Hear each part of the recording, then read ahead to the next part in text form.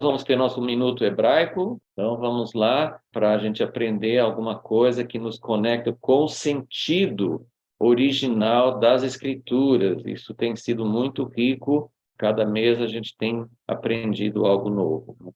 Hoje nós tivemos aqui as orações e as ministrações e alguns comentários, inclusive o louvor, falando muito sobre essa questão do novo homem acelerando a vinda do Messias e nos aproximando do fim.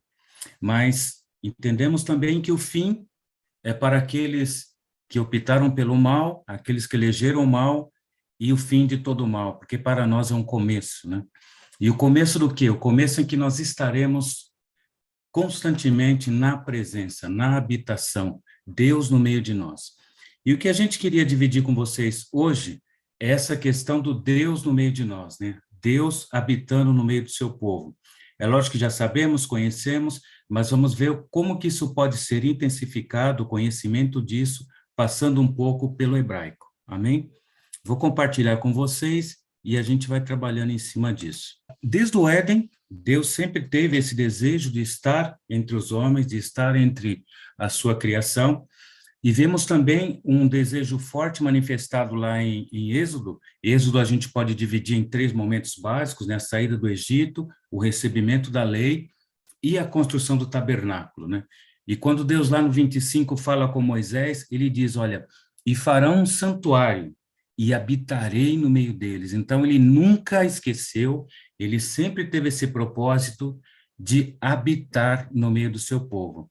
E a palavra habitar que nós temos aí representada, ela está como, a palavra completa que está aí é Vesharenati. E Vesharenati, na verdade, esse V, essa primeira letrinha que está aí no começo é o E, né? Mas o verbo está aqui, Shahanet. E o que quer dizer esse verbo? Habitarei, né? E a raiz do verbo, o verbo hebraico sempre tem 3 letrinhas, né? Aqui tem o Shin, o Kaf e o Nun. Essas 3 letrinhas sempre vão ter derivações e ligações, mas sempre com habitação, com habitar, né?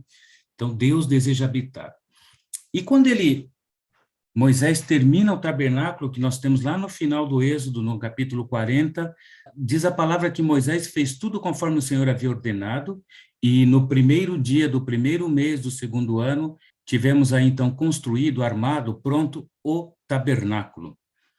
E tabernáculo poderia ser santuário, né? A palavra, o nome dessa construção que se fez poderia ser Mikedash, santuário, ou poderia ser Sukkah Adonai, a tenda do Senhor, mas a palavra escolhida aí foi tabernáculo. E quando nós vamos para o hebraico, nós temos aqui que a palavra usada para tabernáculo é Hamishkan. Ha, de novo, aqui é o, né? É um artigo, o, mas a palavra que fica como tabernáculo é Mishkan. E se a gente olha aqui, Mishkan é uma derivação de habitar, porque ele tem o Shin, tem o Kaf e tem o Nun. Aqui, quando o N está no final de uma palavra, ele vira com esse sinal aqui, mas continua sendo um N, tá? Então, continua tendo como raiz, o tabernáculo tem como raiz a habitação. Então, mais do que um santuário, mais do que uma tenda, o desejo de Deus é ter uma habitação no meio do seu povo. E Mishkan e tabernáculo é exatamente isso, a habitação de Deus no meio do seu povo. Indo um pouquinho mais além no Novo Testamento, quando nós temos lá em João 1, João também tinha clareza desse desejo de Deus, e ele diz que o verbo se fez carne e habitou entre nós. E esse habitou que nós temos aqui em João, vem também com o mesmo verbo, né? O Shin, o Kaf e o Nun.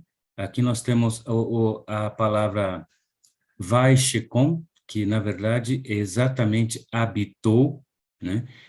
E temos também que existem muitos sinônimos da palavra habitar. Tem outros verbos que simbolizam o verbo habitar, mas o que João usa aqui é esse mesmo verbo, o shahan, né? Esse mesmo verbo de habitou. Então, aqui ele faz justamente a conexão de Jesus, o Filho de Deus, com o tabernáculo, no desejo da habitação de Deus, de habitar entre os homens. Então, seria muito conveniente que essa tradução fosse: e o Verbo se fez carne e tabernaculizou entre os homens, porque ele traz em Jesus a sua presença, o seu desejo de habitar, de permanecer entre o seu povo. O que cumpre aí o que nós temos em Isaías 7,14, que ele seria chamado de Immanuel, ou seja, conosco Elohim, Deus conosco, né? Então, a presença perpétua de Deus no meio do seu povo, manifestada aqui na descida do seu templo vivo, que é o seu Filho, Yeshua HaMashiach. Amém? Puxa, quanta coisa em poucas palavras, né? Realmente é um alimento concentrado, né? Assim, e traz muito sentido. Muito obrigado, Ailton.